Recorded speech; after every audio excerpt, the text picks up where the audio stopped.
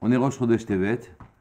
Et donc on reprend, excusez-nous un petit peu pour le retard. On reprend, on va faire le DAF P. Et on reprend un tout petit peu avant DAF Ayin Tet où on s'est arrêté hier. Hier, on avait reproché à Rabbi Akiva d'avoir permis à un saris de faire Khalitsa. Et la Gemara était intervenue ici en disant, écoutez, surtout dans le fond même, on ne comprend pas comment se fait-il que le saris doit faire Khalitsa, puisque il se heurte à un passage qui dit, les Hakim, les Achiv Shem. Il doit se lever pour pouvoir relever le nom de son frère, et en tant que saris, il ne peut pas donner d'enfant à la femme de son frère, et donc il ne devrait pas faire même Khalitsa. Il n'est pas apte à prendre la suite de son frère. Et donc, on avait répondu, donc, je reprends là, Ikrikan, l'Hakim, l'Achiv, Shem, pour relever le nom de son frère, Veha, Lav Bar Achihu.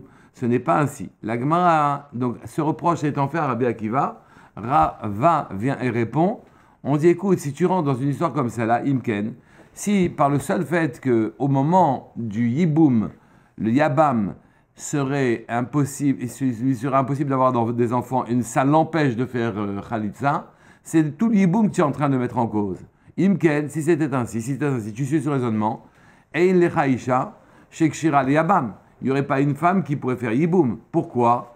Parce que là, on ne parlera pas maintenant du Yabam, mais on parlera du mari. Vous savez que le mari étant incapable d'avoir des enfants parce qu'il est à l'article de la mort. Chez l'Onaase, la saris Rama, Sha'achat Kodem Lemitato. Il ne se peut pas qu'un mari soit capable d'avoir des enfants quelques instants avant sa mort. Et donc, que ce soit le mari ou que ce soit le Yabam, si tu regardes au moment de la mort, c'est-à-dire au moment du Yiboum, l'impossibilité, soit pour le mari, soit pour le Yabam, d'avoir des enfants, à ce moment-là, si tu regardais ce moment-là, tu verrais qu'à ce moment-là, on ne pourrait pas faire de Yiboum, puisque tout mari, quelques instants avant sa mort, est quasiment en position d'un saris, où il est incapable d'avoir un enfant. Et donc, tu vois bien qu'on néglige cet aspect-là des choses pour permettre à toutes les femmes de faire Yiboum. Donc, le fait qu'un saris qui ne soit pas un saris Rama, mais un saris qui a eu un chat kosher à un moment où c'était possible, on lui permet de faire Yiboum. Donc, tu n'as pas d'objection à l'égard de Rabbi Akiva, oui, en disant, au moment où il fait le Yiboum, il ne peut pas relever le nom de son frère. Oui, mais puisqu'il aurait pu le relever à un moment ou à un autre, alors à ce moment-là, il n'y aurait pas de problème. La Gemara dit, la remarque que tu viens de faire, en disant qu'au moment de la mort, le mari est incapable d'avoir des enfants, donc il n'y a pas à relever son shem. Les rabbis et les Ezer, Bruka de Rabba Pirchaï, ceci devient une véritable objection pour Rabba. Pourquoi? Pour Rabbi Eliezer. Parce que Rabbi Eliezer avait dit, au contraire, c'est le saris Rama, celui qui était de naissance, qui fait Yiboum, qui fait Khalitsa. Pourquoi? Parce qu'il peut être soigné. Tandis que l'autre qui s'est coupé le membre, c'est fini pour lui, d'accord? Mais on dit, d'après ce que tu vas dire maintenant, pour Rabbi Eliezer, oui, la sarisut Rama, le fait qu'il soit de naissance, qu'il soit impossible pour lui, qu'il n'ait pas de refoua. Ici, la sarisut du mourant est une sarisut sans possibilité de rémission, sans refoua. Donc, or, Rabbi Eliezer avait dit que quand tu n'as pas de refoua, c'est là que tu n'as plus besoin de faire ni Yiboum ni Khalitsa. Alors, le mourant, un instant avant sa mort, est un saris sans refoua possible. Donc, il ne pourrait pas avoir, il ne pourrait jamais y avoir, pour Rabbi Eliezer, qui a dit que quand il n'y a pas de refoua, il n'y a pas à faire même Khalitsa. Et donc, à ce moment-là, on ne comprendrait pas l'opinion de Rabbi Eliezer, puisque tous les mourants sont saris sans rémission, sans possibilité de refoua, un instant avant leur mort. Et donc, on ne comprend plus Rabbi Eliezer. La Gemara répond non, il faut faire un distinguo. Hatam ki chishuta de atrila b. En vérité, ça ne s'appelle pas de la sarisut, le fait que le mourant soit incapable d'enfanter. C'est simplement les faiblesses qui sont entrées chez lui, enfin la faiblesse l'état de faiblesse dans lequel il est, qui l'empêche d'avoir des enfants, mais ce n'est pas viscéralement un saris.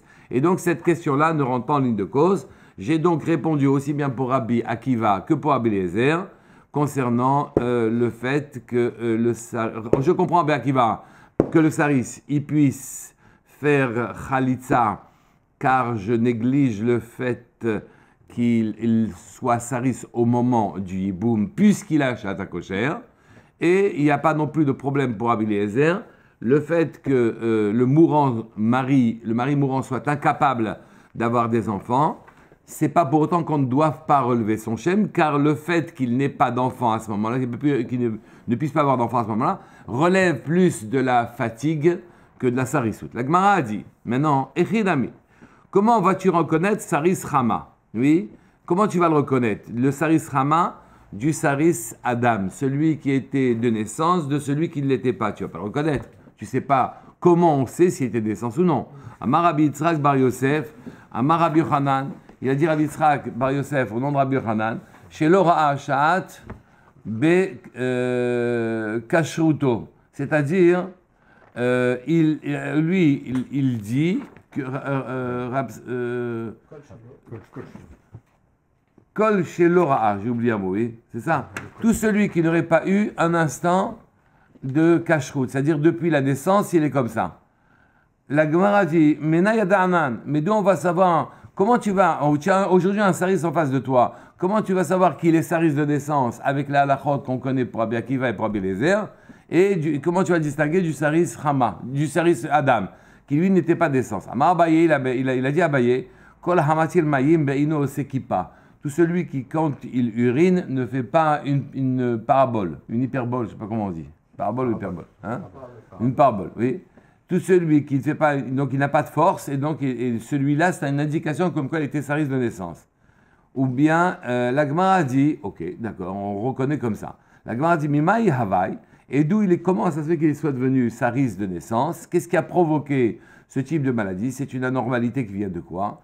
La Gemara répond, Deafia ime betihara, car sa mère, elle a fait cuire son pain, donc elle s'est mise devant la chaleur du four, elle a mis son ventre en quelque sorte devant la chaleur du four, oui, dans l'après-midi, au moment dans l'après-midi, oui, au moment où il fait extrêmement chaud. Associé à la chaleur de la naturelle, associé à la chaleur du four, a affecté naturellement le fœtus et peut le rendre saris chas v'shalom. Veshatia shircha marga, et elle a bu de la bière soit diluée qui est dégoûtante, soit de la bière qui marga qui est très forte. Est-ce que les deux sont à ajouter l'un à l'autre? Pas forcément, d'accord? Amar Rav Yosef, donc voilà la raison pour laquelle il y a un saris depuis la naissance. Amar Rav Yosef dit Rav Yosef, Ayenu, des Shamarana les Ami. Il dit, c'est ce que j'avais entendu d'un Rav qui s'appelle Ami, oui, des Amar qui avait dit, Kol chez Mima'e Imo Lakouy. Celui qui est appelé Saris Rama, c'est celui qui, depuis les entrailles de sa mère déjà, avait été malade.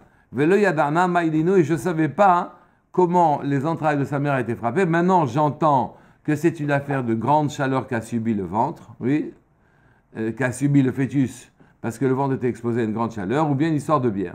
La Gemara dit, Lichush Shema Hivri, il dit, vous avez vu que Rabbi Akiva n'a pas permis au Saris Rama de faire même Khalitsa, oui, mais peut-être que ce Saris Rama a eu à un jour, à un moment où il était capable d'enfronter, et donc il perd son statut de Saris Rama et il devra faire Khalitsa. Alors on dit, Lichush Shema Ivri, Benataim, peut-être qu'entre-temps, le gosse, cet enfant-là est devenu, a eu un moment où il était capable d'enfanter. Oui, la Gemara dit non. Kevan de Trilato Vesofo la couille, puisque au début de la vie c'était comme ça, et à la fin de sa vie c'était comme ça, l'Oraïchinan, on craint pas Shata Kosher. Au début c'était comme ça et à la fin c'était comme ça, et au début on sait à cause de l'absence de parabole quand il urine, oui. Alors, on ne craint pas l'intervalle dans lequel il se serait rétabli. Et vous savez que ça va jouer dans les halachot, puisque si jamais on craignait l'intervalle dans lequel il se serait rétabli, il perdrait le statut de Saris Rama et il devra faire Khalitsa. On dit non, tu crains pas ça, d'accord? Métiv Ravare n'est pas d'accord du tout avec le fait de ne pas craindre cette histoire. Métiv Ravare, c'est marqué. Rabbi Hanania ben Antigonos Omer, lui il a dit Botkim Oto Shalosh Pe'amim Betor Shmonim Yom. À propos du Bechor, pour savoir si le Bechor a un moum ou non, on fait une bdika dans 80 jours, au début, au milieu, à la fin des 80 jours. Donc tu vois qu'un Bechor, pour savoir si le moum, le défaut qu'il a, c'est un moum qui passe ou un moum qui ne passe pas, tu dois faire une bdika. Tu dis pas c'est de naissance au début et à la fin, et ça y est. Tu vois donc, ça doit faire l'objet du bdika. Et donc, si le Bechor doit faire l'objet du bdika, on ne voit pas pourquoi le saris ne devrait pas faire l'objet d'une bdika régulière, à partir de laquelle on lui déterminera sa qualité de saris rama ou de saris adam. La Gemara dit non, l'echad ever chayshinan. Là-bas, pour le Bechor, on regarde un ever. On regarde un membre. Là-bas, c'était l'œil. D'accord? On regarde un membre. Quand quelqu'un a un défaut sur un membre, tu dois être bodek pour savoir et que le défaut sur ce membre-là a des conséquences halachiques. Là, tu dois faire des bdikot 3 fois, d'accord?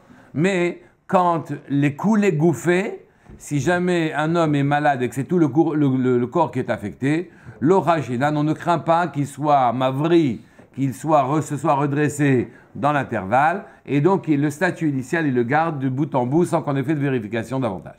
Rabbi Eliezer Omer. Rabbi Eliezer, lui, il a dit Lo kisaris chama choletz. D'accord? Pourquoi? Alors, vecholzin leishto. Le saris chama, lui, d'après Rabbi Eliezer, vu qu'il pourrait se rétablir, alors que c'était le contraire pour Rabbi Akiva, le saris chama, vu qu'il peut se rétablir, lui, alors il doit faire khalitsa. Tandis que celui qui a le membre coupé, etc., ou bien qui est saris adam, il y a eu un accident, alors celui-là, il n'y a pas à faire effort. D'accord? On reprend cet enseignement de Rabbi Eliezer. Rabbi Eliezer dit lo qui vechoulé l'inverse. D'accord? La Gemara dit Urbineu. Il se voit objecter. C'est marqué Bedesrim Shana Lohevi Sharot. Si un garçon de 20 ans n'a pas amené les 2 poils dans la barbe d'en bas, d'accord?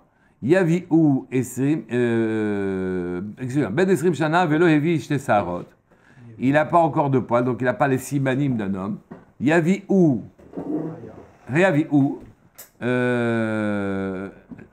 les proches de la femme doivent amener une preuve chez Hu Ben Esrim, donc il a 20 ans, il n'a pas amené de Seharot, Vehu Saris, et il est Saris. Et à ce moment-là, suivez la halachot de Rabbi Akiva, de Rabbi Eliezer, d'accord?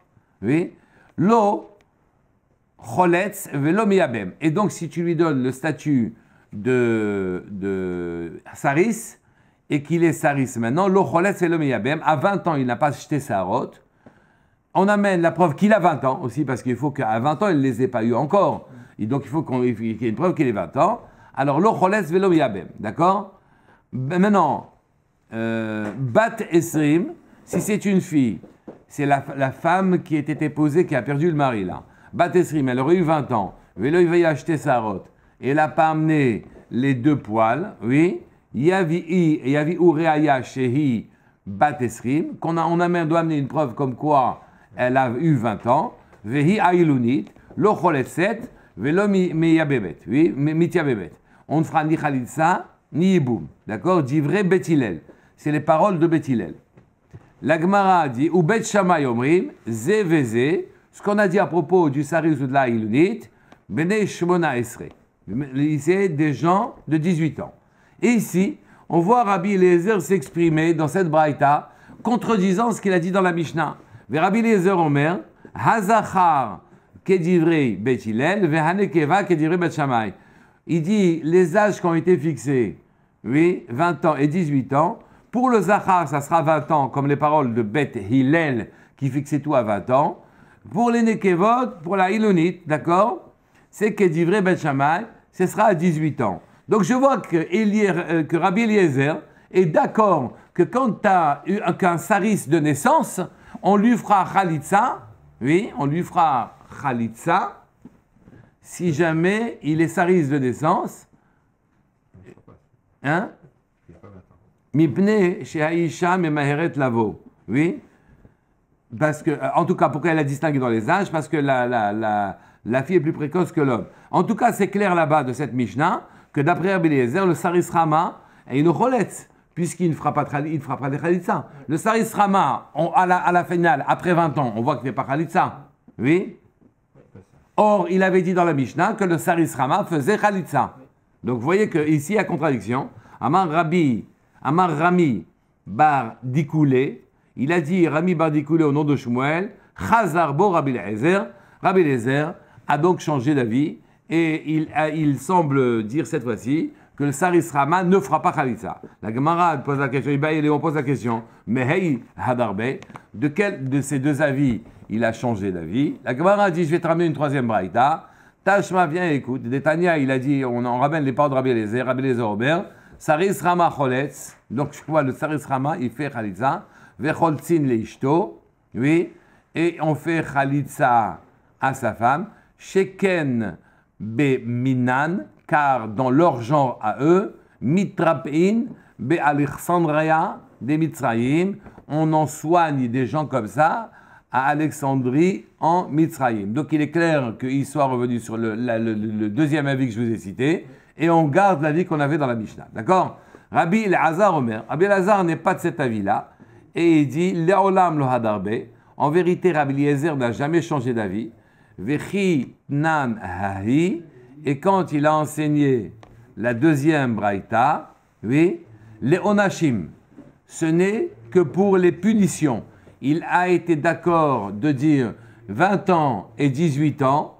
Il a été d'accord de dire 20 ans et 18 ans, non pas concernant la sarissoute, mais uniquement concernant les âges.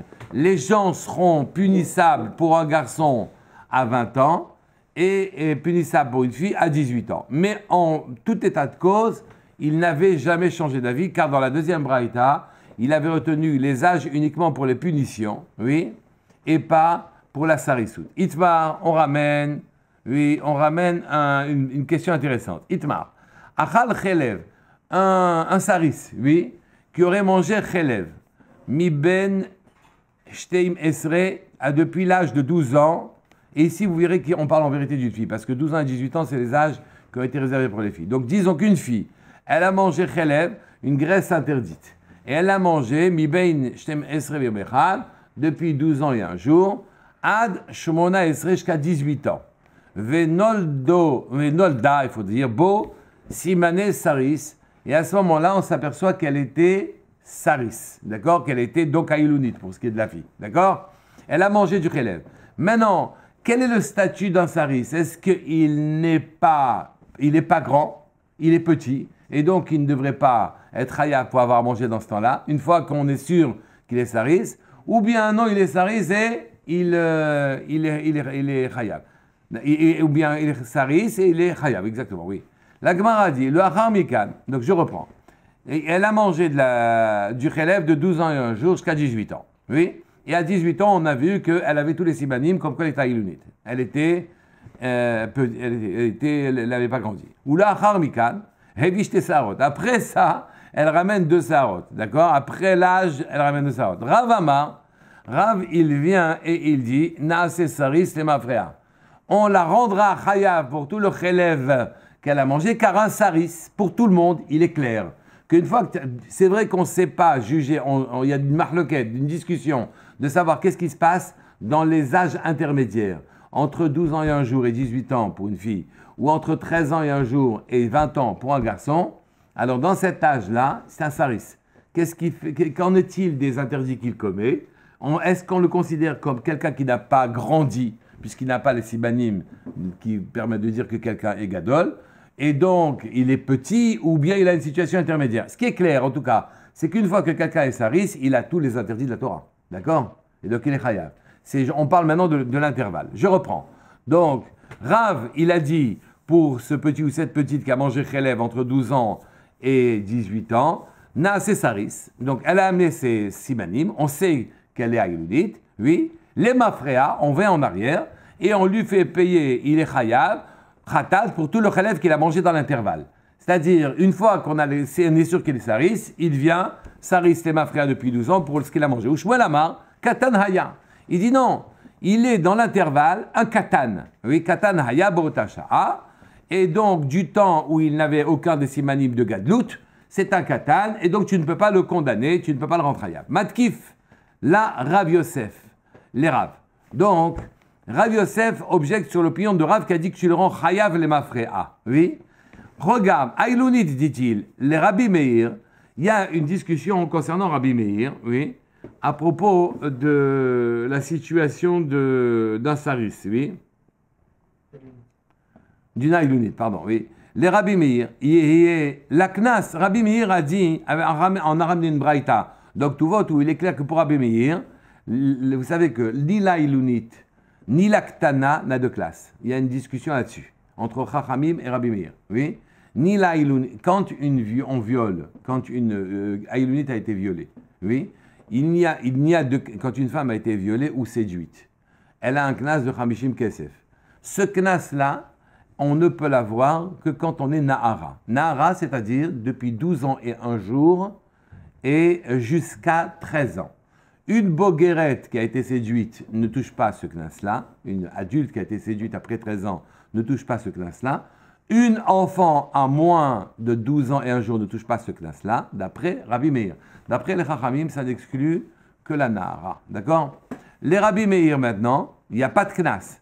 Mais d'après ce que vient dire Rav à propos de la Aïlounit qui a mangé le chelev, que l'Ema Fréa, une fois il nous est apparu clairement qu'elle est Aïlounit, on lui donne entre 12 ans et un jour et 18 ans le statut de Aïlounit l'Ema Fréa, alors à ce moment-là, il faudra dire aussi que la femme qui aurait été violentée, elle aussi, l'Ema Fréa, quand apparaissent les signes comme quoi elle était Aïlounit, elle devrait... Elle devrait, pas après qu'elle était, quand elle est devenue Gdola, elle devrait avoir un classe. Or, il a dit, l'Olam, lui, il a dit, Rabbi Meir, l'Olam, la Aïlounit n'aura jamais de classe. Elle ne prendrait jamais de classe. Or, d'après Rav, tu vois que l'Ema Fréa, tu lui fais prendre un classe. Pourquoi? Parce que une Aïlounit, il était clair, il est clair que le statut de l'Aïlounit étant acquis, à ce moment-là, elle a tous les interdits. D'accord? Elle a tous les interdits. Et en faisant que Rav revienne en arrière et donne le statut qu'elle a à 18 ans, elle a été violentée, elle a été violée à 12 ans et quelques jours, d'accord? Et donc, normalement, une fille normale, elle aurait dû recevoir Hamishim Kesef. Si maintenant, tu utilises l'idée de Rav, de revenir en arrière, elle a le statut d'une Nahara en quelque sorte. Et si elle a le statut d'une Nahara, la Aïlounit devrait recevoir Hamishim Kesef. Or, Rabbi Meir a dit, la Aïlounit qui a été violentée ne reçoit jamais Hamishim Kesef.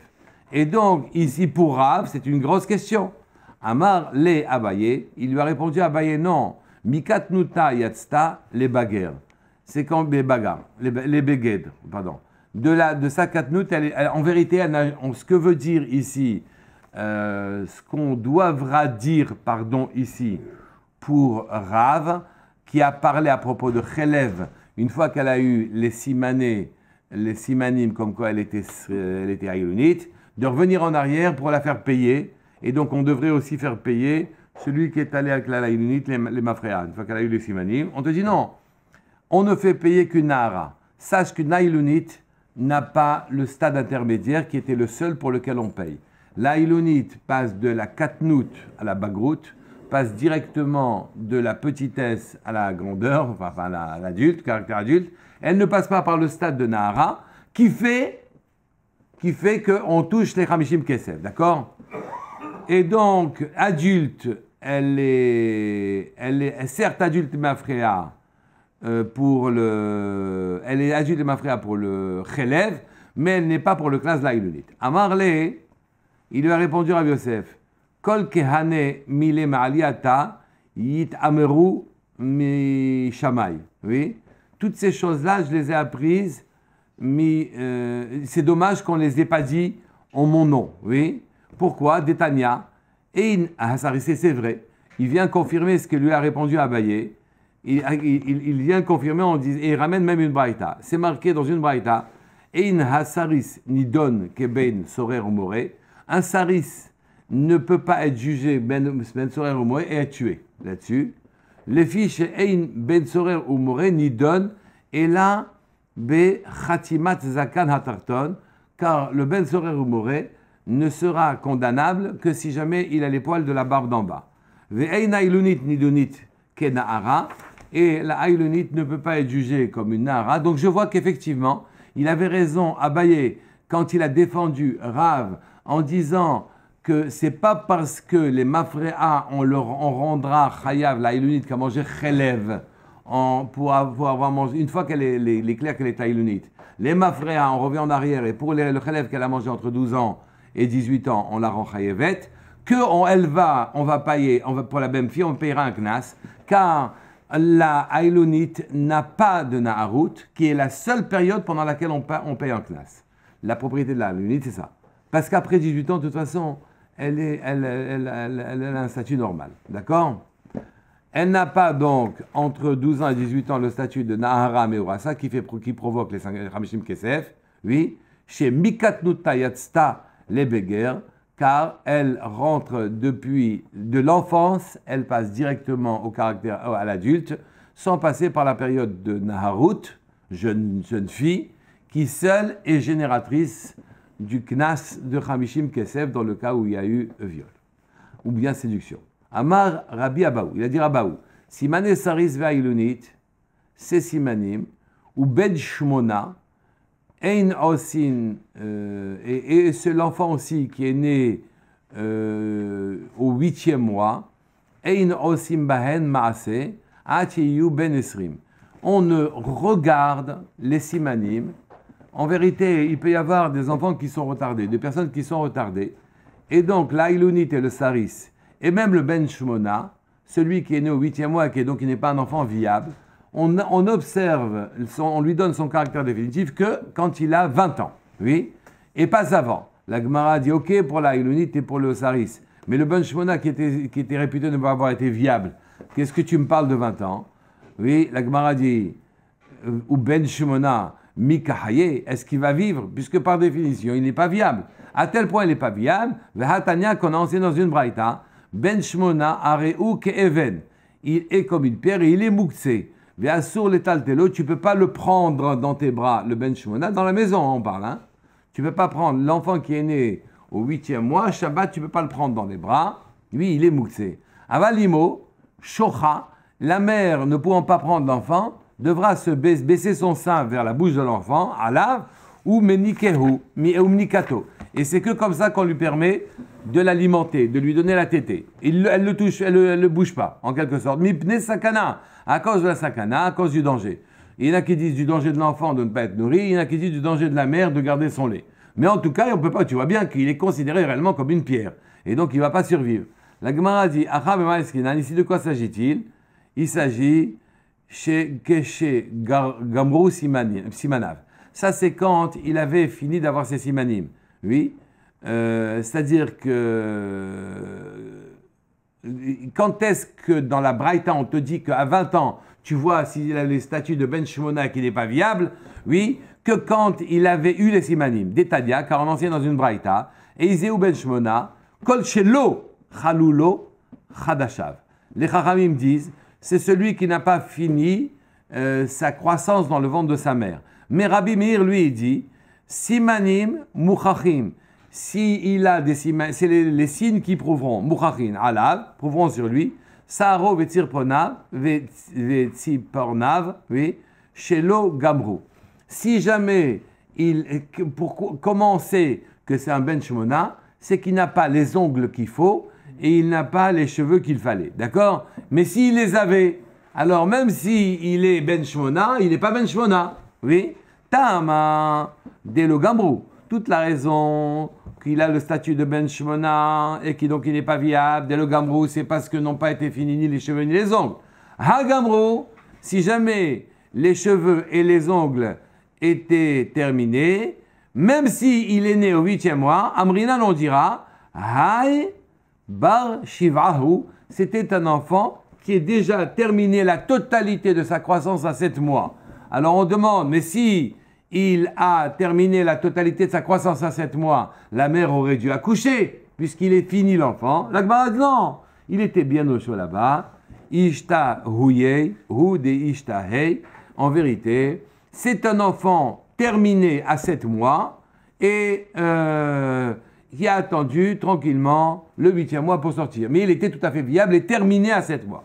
Et là, ha de avad rabba tosfaat. Ça, ce qu'il a fait, rabba tosfaat, ovda, une histoire. Beisha shehalach ba'ala le midinatayam. Puisque maintenant on est dans une histoire que les enfants ils peuvent attendre dans le ventre de la femme, à propos d'une femme dont le mari était parti dans les contrées lointaines, il a dit que l'enfant il avait attendu 12 mois, oui, et que le mari était parti, donc au bout de 9 mois l'enfant n'était pas sorti, il est sorti au bout de 12 mois. On a dit c'est quand même l'enfant du mari, oui, et que le bébé a préféré attendre la venue de son père pour sortir, d'accord? Keman, Kerabi, Dehamar, Mishtae, ça va comme Rabbi qui a dit que l'enfant peut attendre dans le ventre de sa mère pendant quelque temps. Ici, il faut se poser la question, mais pour quelle raison il était? Vous savez que les Chachamim n'ont pas dit ça. C'est seul Rabbi Meir qui avait dit ça, d'accord? Et pour quelle raison? Là-bas, Ravatov Sa'a, il n'a pas craint la vie des Chachamim en disant mais les Chachamim ne disent pas qu'un enfant peut entendre ce temps-là. Ça n'existe pas. Comment se fait-il que là-bas il était possèque, que c'était possible que l'enfant soit du mari, mais qu'il soit resté 12 mois dans le ventre de sa mère? Alors on répond Kevan Deika Rabban Shimon ben Gamliel, car il n'est pas un avis de Yachid. Quand il a parlé ici, Rabbi, oui, excusez-moi, c'est pas Rabbi, mais c'est Rabbi. Quand il a parlé Rabbi ici en disant que l'enfant peut attendre dans le ventre de sa mère, il n'est pas un yachid, il n'est pas un da'at isolé qui s'oppose à Harim qui dit c'est quoi ton histoire? Évidemment que c'est 9 mois, d'accord? Il est en vérité accompagné de Rabban Shimon ben Gamliel, d'Amar Mishtahe, qui lui aussi dit Mishtahe que l'enfant peut attendre, Kerabbim, et puisque Rabbi Shimon ben Gamliel lui aussi semble être de cette Rabbi-là, ça fait pas de Rabbi un Yachid, mais un Rabbim. D'accord? Kerabim Havad, c'est comme Rabbi Détania, car on a entendu. Rabban Shimon ben Gamliel Omer, il a dit Kol Shesha'a Shloshim Yom Be'adam, oui, Eino Nefel. Tout enfant qui vit 30 jours après sa naissance est sorti du statut d'avorton, oui, pas d'avorton, de rejeton, je ne sais pas comment on dit, d'enfant viable, oui, et pourtant, on te dit tout enfant, ce qui veut dire que même celui de 8 mois, celui qui est né au 8e mois, pourrait, pour lui, vivre facilement 30 jours, d'accord, même s'il est né au 8e mois, s'il vit 30 jours, il est sorti de tout danger. Donc, je vois qu'il se base sur la vie de Rabbi, qui donne des simanim pour définir la qualité d'enfant de 8 mois. D'accord? Tanoura Banan, on enseigne dans Rabbanan. Ezeu Saris Rama. Qui est Saris Rama? Kol Shehu, Ben Esrim, Velo Hevish Tesarot. Celui qui est Saris de naissance, c'est celui qui a 20 ans et qui n'a pas amené de poils dans la barbe d'en bas. Ve'afilu Hevi Lachar Mikan, quand bien même il aurait finalement, après les 20 ans, les 2 poils en question, ça reste être un Saris. Oui. Arehu Kesaris, Lechol Davar, Lechol Dvarav, oui, pour toutes les choses. Ve'eluhen Simanav, et voici quels sont les simanim, comme quoi les saris, pour les halachot qu'on a dit concernant la khalitza. Kol she'einu zakan, tout celui qui n'a pas zakan, alors on entend les poils d'en bas. Ve'sa'aro lakouy, et que même ses cheveux, ils sont des poils extrêmement doux et fins. Ou psaro mahlik, et sa peau est transparente. Ve'raban Shimon ben Gamliel Omer, Mishum Rabbi Yehuda ben Yahir, qui ramène au nom de Rabbi Yehuda, Kol she'en meimav ma'alim retichut. Tout celui dont les urines, lui, n'amènent pas de bulles, ne font pas de bulles, ne font pas de mousse, d'accord? Veyesh, omrim, il y en a qui disent, Kol hamatil mayim ve'en osi kippa. Il y en a qui disent, tout celui qui, quand il urine, ne fait pas de parabole. Oui, veyesh, omrim, il y en a qui disent, Kol sheshichvat zar'o docha. Tout celui dont la semence, elle est trop fluide. Veyesh, omrim, il y en a qui disent, Kol she'en mei meraglav. Tout celui dont les urines mahmit, kol she'ein, elles ne mahmitzin, elles ne se détériorent pas, elles sont trop fluides, elles sont comme de l'eau, quoi. Mahmitzin, elle ne devient pas mahmitz, elle ne vient pas comme, elle ne tourne pas, oui.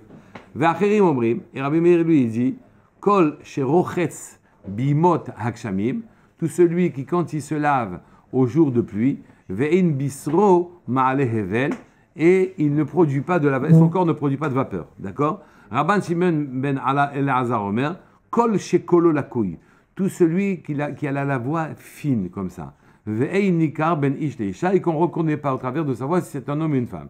Et Izehu et Aïlonit, ça c'était Saris. C'est qui l'Aïlonit? Qui c'est la femme qui est l'équivalent du Saris chez les femmes? Kol shehi batesrim, elle a 20 ans, ve'lo yivishte sarot, elle n'a pas amené de poils en bas, ve'afilu hiviya, et même si elle les a mis, lachar mikan, après avoir 20 ans, are hi ka'ilonit, elle est quand même ka'ilonit, techol dvarea, pour toutes les choses. Ve'elohen simanea, voici les simanim l'Aïlonit, kol she'en la dadin, elle n'a pas de sein, elle n'a pas de poitrine, ou mitkasha beshat atashmish, et au moment du rapport, ça lui est extrêmement difficile. Rabban Shimon ben Gamliel, Rabbi Shimon, le fils de Gamliel, il a dit, oui, kol she'en la shipule ma'aim, ke nashim, celle qui n'a pas de hanche, comme les femmes ont d'habitude. Rabbi Shimon ben Elazar Omer, il a dit, kol she'kola ava, toutes celles dont la voix est grasse, comme ça, elle est épaisse, oui, ve'eina likeret, ben yeshla, on ne sait pas si c'est un homme ou si c'est une femme qui parle. Itmar, on a ramené Simane Saris, Ravuna Amar, maintenant on se pose la question, est-ce qu'un seul de ces simanim en fait un saris ou une aïlonite, ou bien est-ce qu'il faut les avoir tous pour être saris ou aïlonite? Alors, Itmar, simane saris, Ravuna Amar, Hachiye kulam, il faut qu'il les ait tous, les simanim, pour dire que c'est un saris. Rabbi Yochanan Amar, Rabbi Yochanan lui dit, Afilu bechal mehem, il suffirait qu'il n'en ait qu'un seul pour que ce soit un saris. La Gemara a dit, Hecha de Evish Tesarot, et la Gemara te dit, non, écoute, on va distinguer. Dans le cas où il a les deux poils, d'accord, il a ramené deux poils en bas. Hecha de Evish Tesarot, Bezakan, Kule Alma, l'obligé, tout le monde est d'accord. De Hachi Yukulan, s'il a deux poils avant les 20 ans, il faudra qu'il aura tous les autres simanim de saris pour être saris. Oui. Qui pliguait, quand est-ce qu'ils sont en discussion? Oui. Beshelo Hevi, quand il n'a pas amené les deux poils. Alors à ce moment-là, il y en a un qui dit il suffit d'un siman pour en faire un saris, il y en a qui disent non, il n'a pas les deux poils, il faudra tous les simanim. Et là, Hadeamar, et là, Hadeamar Leu Rabba, Rabba Bar Avua, les Rabbanan. Rabba Bar Avua, il a dit aux élèves de sa yeshiva, oui, d'aller vérifier. Il voulait marier sa fille avec quelqu'un. Ils lui ont dit Aïnou, allez vérifier, allez approfondir. B, Rav Nachman, à propos de Rav Nachman, I bisrom al hevel, si jamais, quand il se douche, ça provoque de la vapeur. Dans les jours de Kshamim, ça provoque de la vapeur. Et tiv les berat, oui. Alors à ce moment-là, je lui donnerai, si jamais il y a de la vapeur, je lui donnerai ma fille. Entendu, c'est pas un saris. Keman, comme qui va-t-il maintenant Rabba Baravua, on dit Kerav. Kerav qui dit, Keravuna, excusez-moi, Keravuna, qui dit que si on avait trouvé qu'il n'a pas un des simanim, tout va bien. Donc on voit, il a dit vérifier seulement s'il y a de la vapeur, et c'est pas un saris. Donc ça semble aller comme Rav Una, qui a dit qu'il faut tous les simanim, parce que s'il n'y a pas tous les simanim, alors il sera pas saris. Donc il a suffi de vérifier qu'il y ait de la vapeur, pour dire que c'est un monsieur bien, que c'était bon. La Gemara dit non, pas du tout, ne dis pas ça. Lo, Rav Nachman, Rav Nachman, Sibé Dikena Havialo. N'oubliez pas qu'il y avait un autre critère, c'est que lui, il avait déjà les poils. Oui, et que ce n'est que. Il se situe dans l'endroit où il n'y a pas de marloquette entre les deux rabbanim, c'est quand tu as les poils. Alors à ce moment-là, tout le monde est d'accord qu'il faut les avoir tous pour en faire un saris. Et donc, il avait les poils, il suffisait qu'il y en ait un, et ça, il n'y avait pas de problème. D'accord? La Gemara continue. Oui, un saris, le choletz, velo meyabemet. Le saris ne fera ni